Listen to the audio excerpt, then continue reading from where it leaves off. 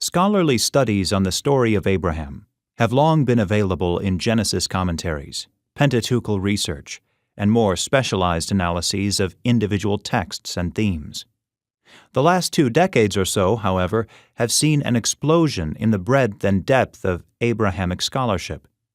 The renewed attention given to these narratives has been sparked by several emerging interests and concerns, from the role of women to an intensification of Jewish-Christian-Muslim interrelationships, prompted especially by events in the Middle East. As a result, interest in the Abraham story has reached beyond scholarly circles, whether in Hebrew, Bible, or history of religions, and caught up the larger culture.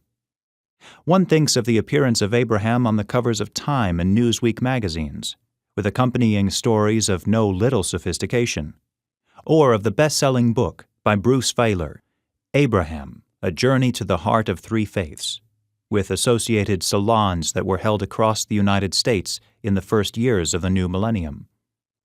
This renewed interest in the story of Abraham shows no sign of subsiding.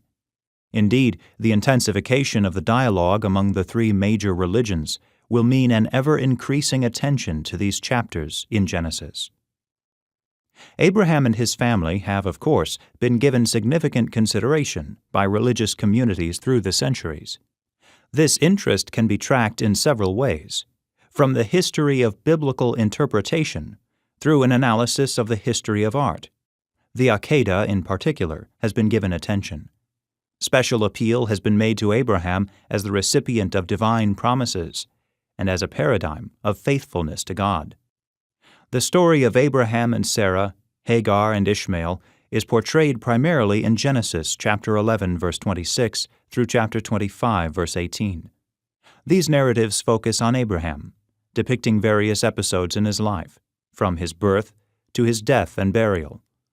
Abraham is also the most frequently mentioned Genesis character in the balance of the Old Testament, 42 references, and in the New Testament, 85 references. Sarah is less frequently mentioned and is not present as a character in key texts, yet she appears episodically throughout the narrative, from the beginning to the end, and 5 times in the balance of the Bible. Hagar and Ishmael appear in only 3 chapters, but they are integral to the proper telling of the larger story. Abraham is the first of the Genesis patriarchs and has become the progenitor of 3 major religious traditions: Judaism, Christianity, and Islam. As such, he has lived up to the meaning of his name, the father of a multitude, according to Genesis chapter 17, verse 5.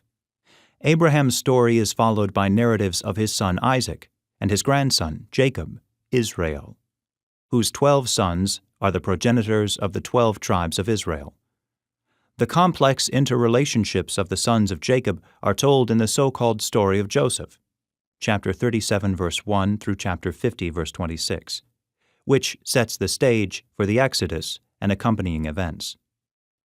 This study is primarily concerned to develop the theological issues that center around the figure of Abraham, especially in Genesis chapters 12 through 25.